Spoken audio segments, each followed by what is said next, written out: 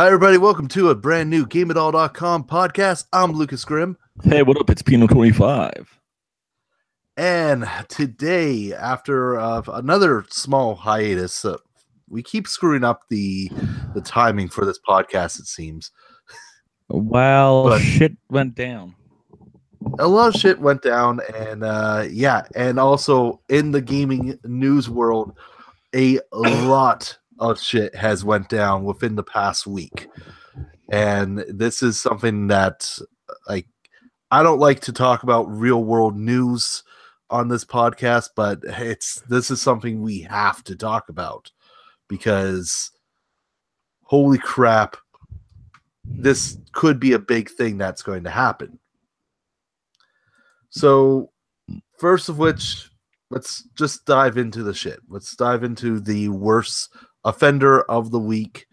The biggest thing that a lot of people are haven't actually been able to cover too much because of a press blackout that's been on it, which involves Donald Trump's meeting with various video game developers and regulators about violence in video games.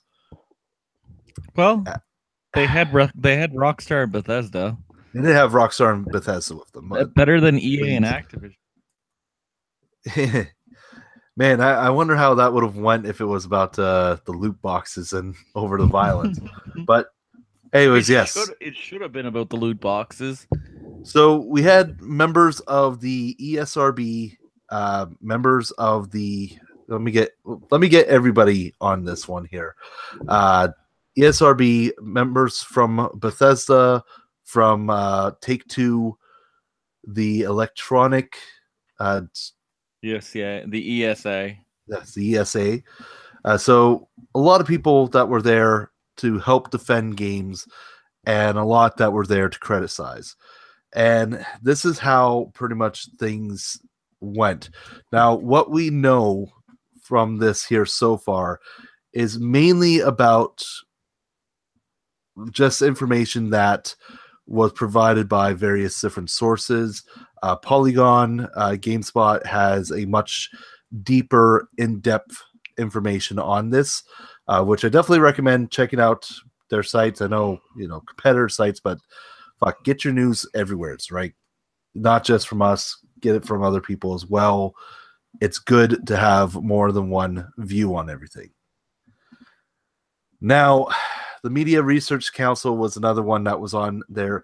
Media Research Council is a very anti-game council, and they are very much backing the video games are violence and they have a negative effect on minds. So that is something that we do want to mention on here as well. So this whole thing started because of the recent shooting that I'm sure everyone is well aware of. And there has been a push from many people on gun control and mental health issues. That's something I do agree with. This whole shit, definitely a gun control mental issue situation. Well, yeah, you need background checks. Yeah, we're not, as I said, we're not a news source that goes into this actual detail, so it's not something I'm going to dig into for this. But in terms of video games, despite everything happening, that the push for gun regulation, mental health issues, everything that we're seeing on that side, Donald Trump came out, or one of his advisors came out to say that they will have a talk with video game representatives about violence in video games and see what they can do on that end. That's official words of what they said. Now, at the time, that was last week when we heard that, no one from the ESRB, or any of the other divisions knew what the hell was going on. This is the first they heard about it. No one was invited. No meeting was set up. It seemed like a giant clusterfuck at first, to put it lightly. Then earlier in the week, we did get notification from ESRB and everyone else that yes, they are going to be meeting with Trump Thursday about what's happening. And of course, everyone's stance was we believe games are not the issue, but we will be there to defend video games and defend the media rights. So that brings us to Thursday's meeting. Thursday's meeting started out with a montage of extremely violent scenes from video games. The biggest ones that came back was from the 2009 hit Call of Duty Modern Warfare 2. In fact, it's the infamous no Russian level. Very infamous. We all know we should have saw that coming. Then we also got clips from Wolfenstein: The New Order, Dead by Daylight, Fallout 4, and Sniper Elite. Of course, Sniper Elite being the X-ray shots and how simulation-based that was. And with this video is actually available on YouTube right now as well. White House released the montage, and it got demonetized or restricted heavily. So that is definitely something that you'll need to make sure you're in the actual profile, your good profile, to view it. So that was a straight thing that happened there. The first things out of Trump's mouth is, "This is violent, isn't it?" According to sources that were at the meeting. That's the first thing that he mentioned.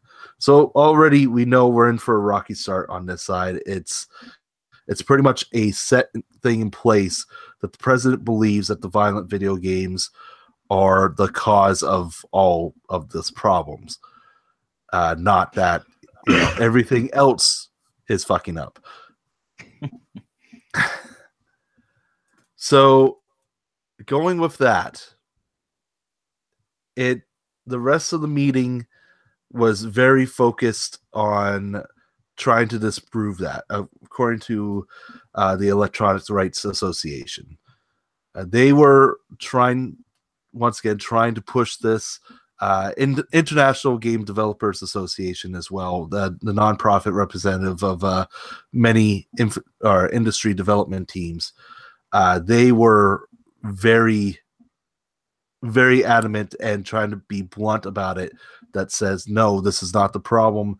And we have research, we have backed studies that shows that there's no correlation between violence and actual violence. Real violence.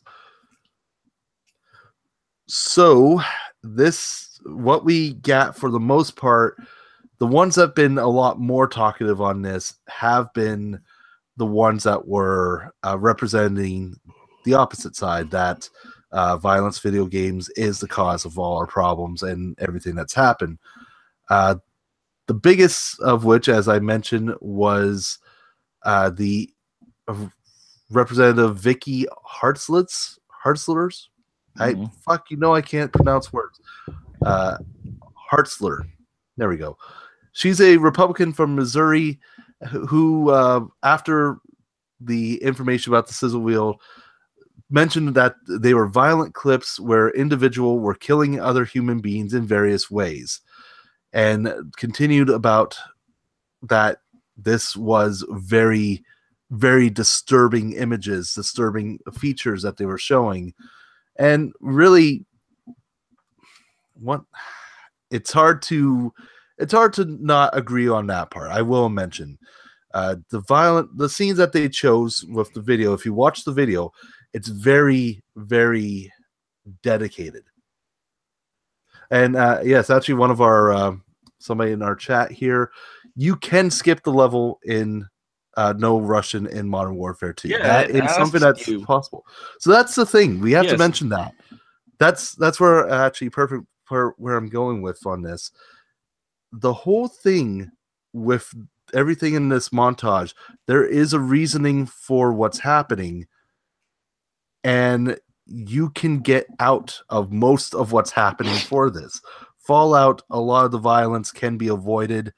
I mean, Well, it's still there. Player choice. It's player choice, but it can be avoided. No Russian is skipped entirely, can be skipped entirely. Mm-hmm. And I mean, Wolfenstein, you're killing Nazis. I don't know if that counts. It's kind of a bad choice of words even.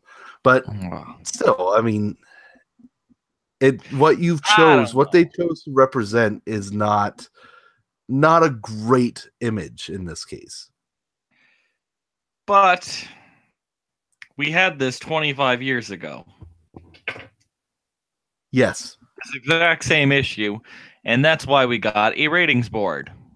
Yeah, so that's the thing. 25 years ago, we had Night Trap, we had Mortal Kombat, we had a whole bunch of stuff that was a scapegoat for a bunch of problems, and the ESRB was created to help people go, listen, this game has violence, this game has nudity, this game has loot boxes. It's got that.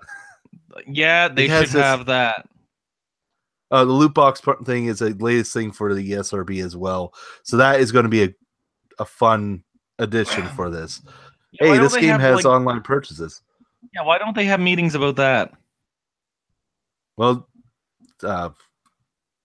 that's another discussion altogether. Once again, they should have meetings on that and make that shit illegal. I'm going to have the report about the loot boxes. We can talk about that next week or something, because there has been movement on that area, especially in regards to the ESRB, and also with the representative in Hawaii that was in the news originally, where he was against it, highly against it, was pushing for it to be banned and pushing for it to get just be gone. But there's stuff that is happening on that end. He got paid off. Oh no, he's actually pretty much moved it forward. There's stuff happening with loot boxes, but it does require a little more research if I'm going to talk into it a lot deeper. Well, yeah. So this is the thing. Back 20 years ago, we had all this. This has been a thing. ESRB has been a thing since then. The biggest criticism about this whole ordeal, this whole new meeting about this, is one of the things Trump said before this meeting started was, I think the video games and movies are extremely violent and are probably doing something. We should have something like a ratings board for that. There is a ratings board. Exactly. There's been a rating boards for both for 2 decades or longer. Movies are even longer. For gaming, the ESRB has been there for almost 20 years, as you said, maybe even longer. And the MPAA has been around forever. I don't even have the exact information for those guys. And yeah, it's been forever. They're there. They're in place. And for someone even like Trump should fucking know that. Like, especially in the MPAA part. I mean, he's worked in television. What the fuck, guy? I don't know. So, yeah, I don't know. We'll see what'll happen. Agreed. Manhunt, that one. See, well, okay. If you were gonna make a violent video game montage, you could have just taken Manhunt. Let's just agree with that. Well, they did have Rockstar there, so you know. Yeah, surprisingly, I don't think I've watched anything from Rockstar on that montage. I have to watch it again to pick out, but if it was there, it was very randomized. They didn't have torture from, GTA 5? Fuck. Or Manhunt 1 or 2?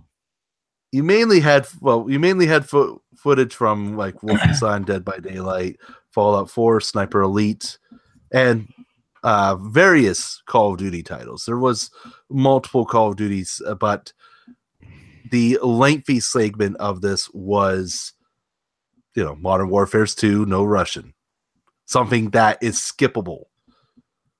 Oh. All right. So with all this, one of the biggest updates that was on here, the video that is available now on YouTube. I'll actually have a link in our description after the podcast here if you're watching this live.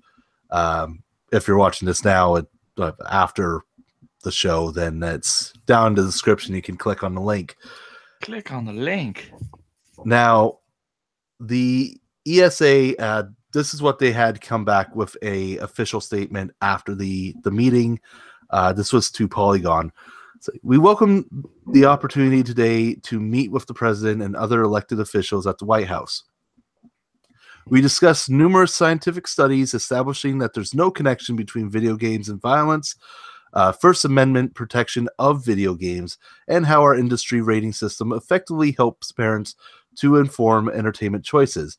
We appreciate the president's receptive and comprehensive approach to the discussion. So generally, though, with everything said and done, with how the ESA has said it, it was at least still a respectable meeting. People listened. It wasn't a immediate shit show as we all sort of thought it was. We would have assumed that this was not going to go good. But generally, it worked perfectly fine. Now, what we heard from the International Game Developers Association, though, does kind of give a different tone for the meeting. Because they tweeted, let's be blunt, on video games and gun violence, we will not be used as scapegoats. The facts are very clear. No studies have shown any causal relationship between playing video games and gun violence. Now, the thread continued on quite a bit, but it did come to a conclusion. Making video games or any other form of media a scapegoat for consistently refusing to even consider the reasonable, rational firearm restrictions Americans want and deserve isn't fooling anyone. So that's the two tones that we got from this. We have the people that have generally criticized gaming and everything that's been happening for violence in video games. And then you have the ESA saying, yes, it was a good meeting. We got to get our points across and push that out there. We're hoping everyone listens. And then we have the IGDA going, just no, we're not scapegoats. We will push this further if have to. So that's sort of the two tones that we got from here. Yeah. It's I don't think it's gonna go anywheres. Yeah, this sounds like it is going to be just. It's just a political thing. It's like anything else. It's like any other movements. People are gonna talk about it right now, and then after a couple of weeks, something else is gonna come up, and they're gonna talk about that. Exactly. That's how people work. Nothing's gonna come out of this. It'll be interesting if we do see something come out of it, to be honest. I don't want to see something coming out of it because there's much bigger problems that they're dealing with more than this. Exactly. This is a blip on the radar. This is nothing. Hopefully that's the case. We don't see anything out of it. We'll just go with what we're seeing. Anyways, we're in Canada, so it's a completely different system. It's still going to affect us because our system still runs based on the ESRB, like UK and various other sources. Like the UK and European markets use PEGI, which is much different. And then, of course, we have the Australian board, which Australia. always a fun conversation starter. Yep. But no, I don't think anything's gonna come out of this. Like usually every other thing that people bitch about, they bitch about it, and then something else comes up and people deal with that. Yeah, it's just like I said at the beginning, with when they announced the whole thing, it was, we're going to meet up with game developers and the various different associations and talk with them about it. And it was, they set the meeting in place without inviting anyone. So it was just a lack of organization, or a lack of showing that this is something that should be happening. This is something that people are prepared to do, rather than we're going to use this as a avoidance of a situation. And that's not good. That's definitely not a good thing to have. Yeah, we'll see what'll happen. Yeah, well, hopefully rational minds come from this. They got bigger I fish say that, and fry. I can't finish the sentence almost. They got bigger fish to fry. So, yeah. All right. So we do let's have move on to less depressing shit. Well, we do have news from Activision. So, okay. The COD. Speaking of violent games. Yep. Okay. Call of Duty surprise, 4. Surprise. Not Battlefront. Black Ops 4. Seriously, why? Like, why? Because it's Treyarch. They need to do something new. No, I'm fine with the Black Ops series. Like, the Black Ops series has been actually the decent Call of Duty. Like, I know what I'm getting. But it's been how many years? Too many years. There's been 4 Black Ops, so I'm going, or 3 Black Ops already. So 3 years of Treyarch. 3 years, and like it's like, do something new. So, but it's releasing a month early, which is weird. Yeah, in October this time. I know that's very bizarre. This is an interesting procedure. Because we've not seen Activision release COD in October. I don't think ever. If they have, it's been a long time, so I don't remember at least a decade when it would have happened. Yeah, it's been at least 12-ish years. That's a long time ago. We are going to get a official reveal May 17th, so it's another couple months away. Yeah. The teaser tag is including "Forget What You Know," so you know what. You never know what you're getting with Black Ops. Is the thing, and yeah, that's logo is ridiculous though. Let me see if I can pull that logo up for screen share. Why couldn't they not just have a 4? That is like, they had to have the 4 lines, which is stupid. Oh, Activision. Let's open this up as a actual. So original. Here, I'll pull it up from comicbook.com. Let me get the screen share actually working on this. Fuck off, screen share. Okay, so the screen share option for the Hangouts is not working. Surprise, surprise. Hey. They've updated a lot of stuff on Hangouts, so I'm not angry, but a lot of it is useless. There you go. So yeah, apparently screen share is not working for this podcast this time, but the 4-line idiocracy is just ridiculous. Yeah, people are all raving about it on the interwebs, which is bizarre. Well, it's not really surprising. It should be like IV, not I. It's just I don't know. I don't know. Would you prefer to have Black Ops or Modern Warfare 4? If I you had to go prefer to through, have no. I prefer to have World at War II. Give me well, that. if rumors are anything to fall by, we could be seeing World at War remastered. Yeah, but I don't want a I want a new game. I hate remasters. I already Yeah, played it. it's I already played it. I already own it. I still own it. Why would I want to buy it again? because I want Activision needs your money. They They want get your money, enough. Pino. They need your help to Do you know to what? feed Do you know their what? starving families. Do you know what? They get enough They money from people that buy WoW.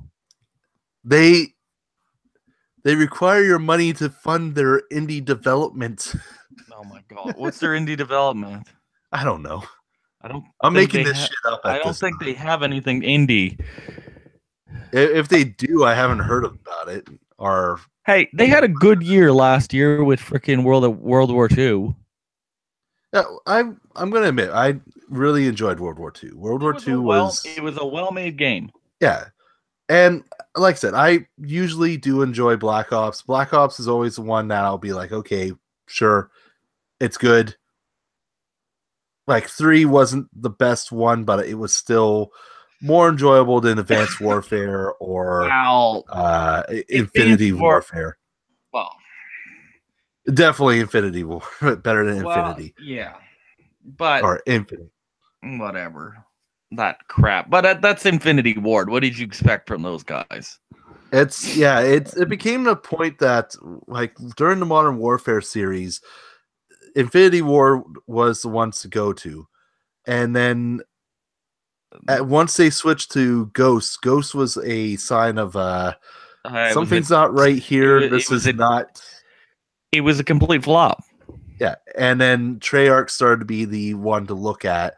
Sledgehammer sort of found out like a good traction between that. Yeah. And World War II is showing that they have the ability to actually make a good Call of Duty game, but they do need to do a little more work, I think. Yeah, because they were also originally the team that did work on Dead Space. Zombies on World War II has actually been one of my favorite modes because I definitely see a bit of Dead Space in that. Wow. It's still Call of Duty Zombies one way, no matter how you look at it, but you notice a little bit of the jump scares that they try to do with it that it feels, yeah, it feels like they're trying to do something different. The other ones are just say, hey, zombies, go kill them. Yeah, zombies are coming after you. And zombies have been way overdone. So yeah, Activision releasing Black Ops 4. Surprise, surprise. All right, let's talk about what Nintendo's doing. Which was a the Nintendo Direct yesterday. That was a great showing, by the way. So here's what we have. Everything that Nintendo announced for the Nintendo Direct was new amazing. Smash. It was Smash. Smash obviously was the big announcement. But it's not a port of the Wii U version. It's a real new game. Exactly. Which is what they need to do. Not in these ports. New game. So yeah, it is coming this year. That's one of the biggest thing with this. It's coming out this year. We do know that the Splatoon Inklings are going to be playable characters, and there a couple theories that we had. I talked with one of the new guys at EB today because stopping in to see them. He came up with he said something that was actually pretty smart with this, which was they did 2 silhouettes, Link and Mario. It's likely that we're going to see the Switch versions of Link and Mario. So Breath of the Wild, Blue Tunic, Link, and Cappy wearing Mario. Mario nipple strutting around. Oh, please let that be a bonus Shirtless costume. Mario. Shirtless Mario. Let that be a bonus costume. So, but yeah, so it's an actual brand new game. My only question is, are they gonna make you rebuy the GameCube adapter for the Switch? Well, they already have the GameCube adapters For the Switch? For what game? just a second. I believe they do. I And could is be it the wrong. same So one as I think we tried to do this for freaking Extra Life, or was that with the Wii U? Damn it, I need Sly for that to answer that part because he was in charge of setting up everything. Okay, no, the Switch supports the GameCube adapter. Yeah, there you go. Yeah. All right, I already have that, so we're good. Yeah, so it's all set for that. Everything is good because, of course, they have it because they have freaking, Mario Kart that they need it for. No, the only game that it worked was it supported for the Switch version. It was. We just, when we were first trying to set it up, we screwed it up horribly and wasn't able to do it. So we weren't able to do our Four Loko drunk Mario Kart. E3 though, that video should come up after E3 when we're all around having our E3 party and doing a Four Loko recording with drunken Mario Kart. We are going to die that day, by the way. That is going to be a horrible, horrible experience. Well, I got most of the week off, so we're good. You're going to need it after recording that episode. Yeah, I get a couple days off of just chilling at home. Now, so they got. What else is coming out? Aside from Smash Bros, Super Mario Tennis Aces, which looks absolutely amazing. Like I'm not a big Mario Tennis fan, but yeah, it does look good. But it's just tennis. Yeah, it's tennis, but it does look good for being a Mario Tennis title. WarioWare Gold, WarioWare coming back, the mini game collection.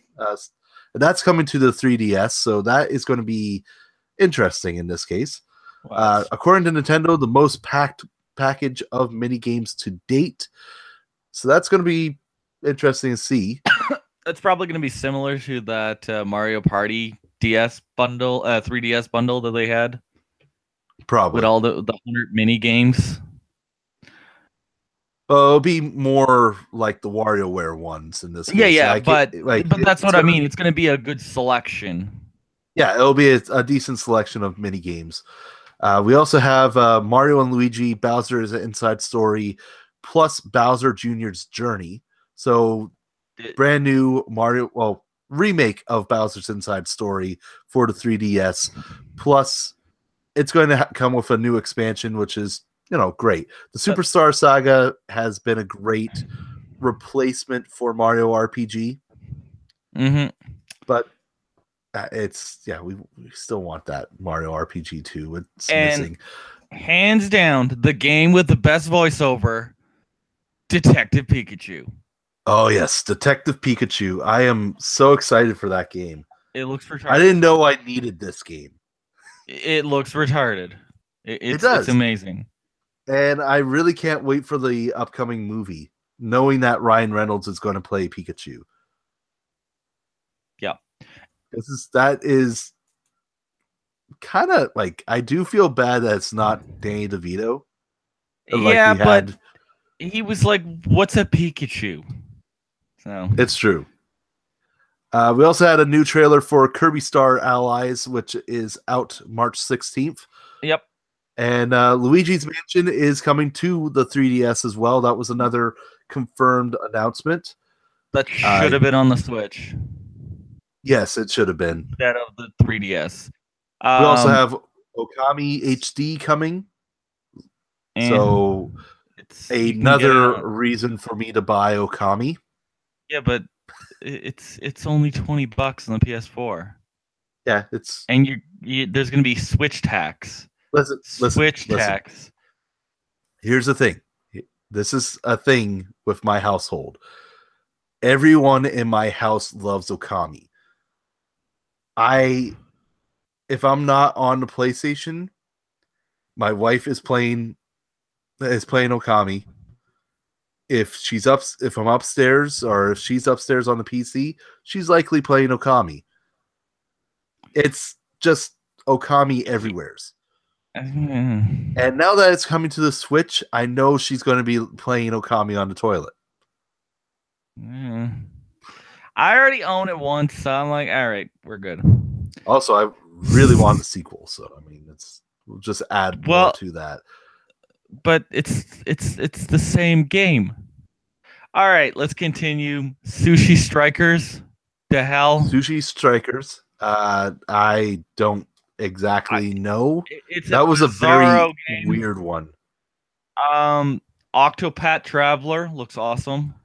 Yes, and talking about the new modes or the new type of characters that you're going to have, the merchant and dancer class sound very interesting. The game looks amazing. It looks amazing. A game that we probably did not need, Captain Toad again. Perfectly fine with that. Captain Toad was a refreshing title on the Wii. Yeah, but are they going to charge full price for this thing? Probably. That's not like. Well, you wait till it goes down in price and pick it up. Yeah, but it's a budget title, and you get and there's going to be levels based on the various kingdoms in Odyssey as well. So it'll be interesting. That's coming out July 13th. They do have a release date for that. One of the biggest twists that I've seen, Crash Bandicoot Insane in Trilogy. Not surprising. That's been rumored so many times. Yeah, but the rights, the rights to have it, the exclusivity rights are literally done at that point. So Activision, being Activision, will literally release it on everything. That's true, and it's awesome to see. Like, I would love to play that on the Switch. I already have it, so I already have it. I'm probably going to buy it again. It's going to happen. But yeah, Crash Insane Trilogy is great. And if I have it on the Switch and get to carry it around, bring it wherever the hell I want, I'm definitely going to do that. That's coming July 10th. That's another verified one. And it is coming on everything else on July 10th also. Same as the Xbox and also the PC. So. And we also got a confirmation that South Park: The Fractured But Whole will be coming to the Switch as well. And of course, that's just classic. I'm waiting to get my DLC for that, which should be on its way. The other thing that was shown was a new Dark Soul amiibo. They didn't say what that would actually do for you. Make the game a million times harder. You move and then you just die. Probably. May 25th. I don't know. There's going to be an amiibo. It's Dark Souls again. No more heroes. No more heroes. I'm excited. Travis strikes again. That's the game. That's it. The minute that we hear No More Heroes, we're excited for this. There's two games. There's two games for the Switch. There's No More Heroes and there's Bayonetta. Those are the two big games that I'm like, I need this more than anything else. Because not even Odyssey and like everything else that's out right now. Yeah, but those are already out. Metroid and the Pokemon RPG and Shin Megami Tensei 5. No. Shin Megami Tensei 5. Screw you. But it's No More Heroes. It's Grasshopper at their best. It's No More Heroes. And with No More Heroes, it's going to be retarded. It's going to be ridiculous. Yeah, it's going to be great. It's going to be 7. It's going to go through 7 different games. So one of which that we do know, Hotline Miami is going to be a concept in there, and so is Shovel Knight apparently. So that's going to be different. That's fine. It's going to be different. It's going to be very good, and it's No More Heroes. We've been waiting so long for a sequel, and I can't wait. They skipped an entire console generation. Now, Little Nightmares is also coming to the Switch on May 18th. And if you have the Pac-Man amiibo, this is actually a fun one. You'll get to wear a crazy, crazy looking Pac-Man costume. And it looks almost disturbing in a way. Well, also Undertale's coming to the Switch. Meh. Not surprised. Not surprising there. That was actually probably the lackluster announcement of don't get me wrong, Undertale was an amazing title. It was good. One of those, it was all right. It was one of those amazing indie titles that just, came out and it was like, oh my god. It lost its steam after a while. And I stopped hearing about it real quick. And then Hyrule Warriors, just a port. Yeah. That's the definitive edition though. It has a little more. But that's about it. Yeah, that was legitimately everything that went through on a Nintendo Direct, and all of it looked great. I'm actually very, very excited for everything that we've seen with the Switch. I'm a little sad that we didn't see Metroid 4 or the Pokemon RPG. They got to keep that stuff for E3. That's true. And we should have a lot more to show at E3 as well. Nintendo is planning something big. Likely, we're going to see a lot more for Smash Bros. And Smash, and I'm guessing they're going to have a good showing for Metroid. And like we have in the chat here, hopefully they don't cut out more people from the list because, Snake was gone way too soon. He should have been in there. Likelihood he's not coming back for this one either. No, Konami. Konami, we have that whole situation there. Man, we have Norman Remus showing up because of Death Stranding. That would be interesting. Yeah. Yeah, right. No, that wouldn't happen either. Aside from that, no, because Sony owns his ass. Yeah, exactly. I don't know. I could still see something happening because, Nintendo does love Kojima. Yeah, but I'm surprised that Nintendo didn't grab him when he was available. But but Sony had a big check. Listen, this whole situation is still better than the April Fool's joke that I made where he was writing the next Call of Duty game. Yeah. Although at the same time, I do kind of want to see that. But Sony gave him a big blank check and said, write whatever you want. We'll give you a studio. You do whatever you want. Pretty much. Because they know they'll make it back. He literally got all the freedom. So, I did get to play a bit of Survive. And it was horrible. Yeah. Wow. It's horribly performs. Very generic, nothing original. For a spin-off game, it's horrible. Yeah, it's bad. I didn't absolutely hate it as much as you are right now from everything that you're saying. It did have a couple good points, but it wasn't Metal Gear. If it was not marked Metal Gear, I would have been a little more lenient on it. Just generic survival. If it was just a generic survival horror zombie game, it would have been just much better. So So you're telling me they could have called it DayZ Survive? You didn't find like that? Sure. Yeah. Okay, there you go. But with the whole Metal Gear standing, when you have Metal Gear on the title, you kind of have an expectation. And even when Rising came out, yeah, but we had an expectation for Rising when it first came out, and there was a lot that it had to do in order to impress us. Luckily, because it was Platinum, it didn't take that much. Yeah. Yeah, Platinum just like they went have that they have that certain style to their games. exactly, There's something that they can do, and that's why I'm excited for Bayonetta 3. exactly. And like that, and that was the reason why I was excited about Nier as well Well, last year. that's the thing. They're gonna take because they usually take what they learned from their previous game and then implement it in the next one.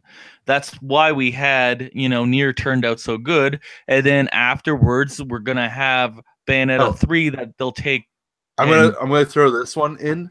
That's the reason why Transformers Devastation was so good.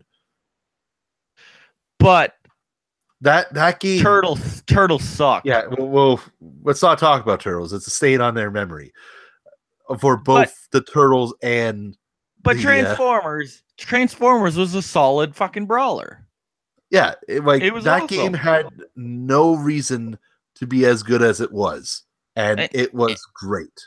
and it had great style. And even the Legend of Korra game, despite it getting shit from a lot of people, I will still say that is a decent game. It's not amazing, it's not a great platinum title, but it still has enough of a platinum flair that it is a solid game. Yeah.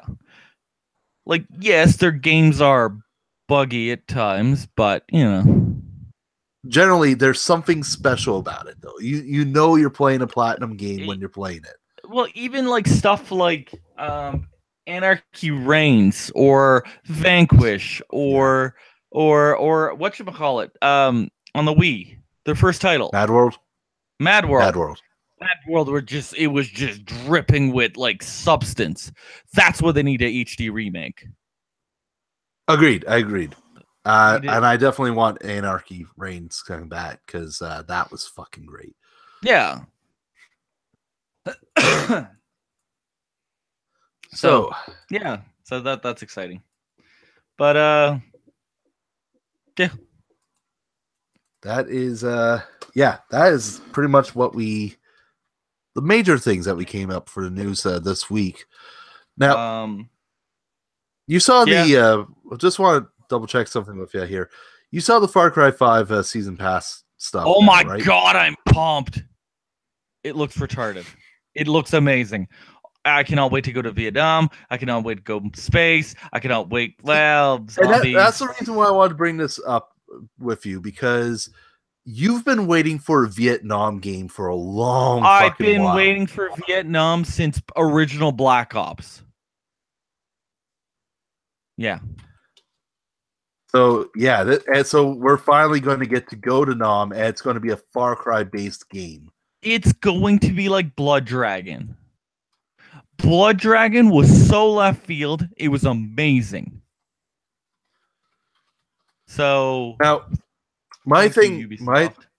the one that I'm more interested in at this time is the Mission to Mars one, because this actually kind of looks like give or take a little bit of extra like changes that they've done. It looks like the Starship Troopers game that we never got, that we always wanted.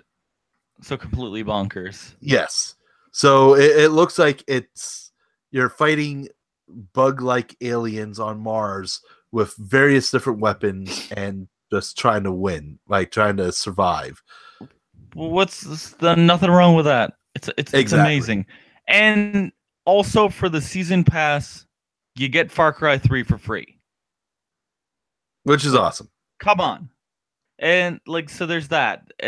The zombie thing, okay, cool, not really. Oh my god. But and then there's just Far Cry 5 in general. Oh, the Far Cry arcade actually looked great. And that was the thing with Far Cry like 3 and 4 for sure.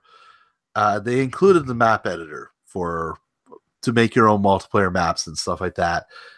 I don't know anyone that actually used that to its full potential. Wow, it takes a lot of time. It does, and like most of the time when especially if you were playing on console, you didn't really use it. You just kind of did the multiplayer maps. If you did play multiplayer, you played the multiplayer maps, and that was it. Yeah. Excuse me. But so this arcade actually looks like the potential to actually put that into good use, and the fact that it's also going to give you assets from other Ubisoft games like Watch Dogs and Assassin's Creed. That's going to be very interesting to see how people are actually going to manipulate that. yeah. But overall, the game completely looks nuts, and I'm pumped for the whole package. Okay, so with that, let's move to the new releases. There was stuff. Let's start with this week because this week had some fantastic games. We have the PS4 or PS VR game, Bravo Team. That looked absolutely astonishing in terms of a VR title. Definitely something I want to give a try out to. Is it really worth the whole package? No, it's not worth the full VR package. But if you have the VR package already, definitely something to try out. We need a game that's worth $500. You're never going to find that for VR. It's just not going to happen. You have to find multiple games that's going to be worth the $500, but it's not going to be. You're not going to have just one title for VR. Yeah, but even multiple games, that's still hard to find. Multiple games make it even worse. Also, this week we had DJ Max Respect, which, in my opinion, was priced a little too high. But if you're a fan of the DJ Max series, definitely something worth going into. We also had the sequel to a long-standing game, Fear Effect Sedna. Fear Effect. That was a long time ago. Fear Effect was a PS1 title, so we haven't had that from so long ago. It's definitely something that if you're a fan of that series, you need to go back into. And of course, the remake of the first one is coming out soon, so I'm really excited for that. That came out in '99. Yeah, there we go. So we have 19 years, almost 2 decades since that our first game came out. And as of the survival horror title, it was great. It had a lot to go for it. And it's a cult classic. That's still a long time ago. We also have Final Fantasy 15, the Windows Edition, which I gotta say, the update that they did, the Royal Edition that was available for the consoles as well, that slightly pissed me off. The Royal Edition has a bunch of different stuff that's been added to the game, and with it also comes with all the DLC and everything. I recently just bought the full collection when it went on sale right before Christmas. And the Royal Edition comes out, and it's like, oh, yeah, if you want the Royal Edition content, the first-person mode that comes with the new game, you want the additional DLC stuff for comrades, if you want the new levels that's at the end of the game, you have to pay $20 to get that new updated stuff. That pissed me off. I did not like that I have to pay $20 to get the stuff that's supposed to be in the Royal Edition, which seemed like small additional add-ons. Nothing that would be, absolutely amazing. I absolutely have to have it. Well, now I can prove that I don't actually need to have it with my wallet and say, yeah, I'm not giving you my $20 for this one. Also this week we also had Scribblenauts Showdown, and also Warhammer Vermintide 2 came out on Windows this week. See, it's fancy. Next week we have Devil May Cry HD Collection, So Devil May Cry 1, 2, 3, once again, now available on PS4, Nintendo, PS4, Xbox One, and PC. Yeah. Cube 2 for Windows, Mac, PS4, Xbox One. And later in the week, we have Burnout Paradise Remastered for PS4, Xbox One, and Kirby Star Allies for Nintendo Switch. Yeah. And that has been our week for the news. Definitely thank everyone for showing up for this podcast live. And if you're watching this not live, we're here every Friday usually, but check our social media pages, especially to know when we're going live and when everything is set in place. We're going to try to set a dedicated time for the show, but you know, life kicks us when we're down usually. Yeah. But yeah, so we're going to have some upcoming reviews coming to the website.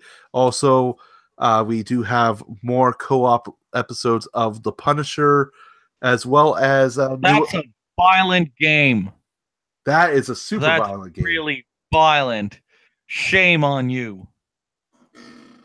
Putting that filth up. We also have a competitive episode of co-op for Dragon Ball Fighters. That's a violent game also. My Twitch streams have been broadcasting the first-person view of The Evil Within 2, which changes the game so much. Actually, yeah. I think makes it much better. So it becomes Resi 7? Yeah, that's okay. The better game.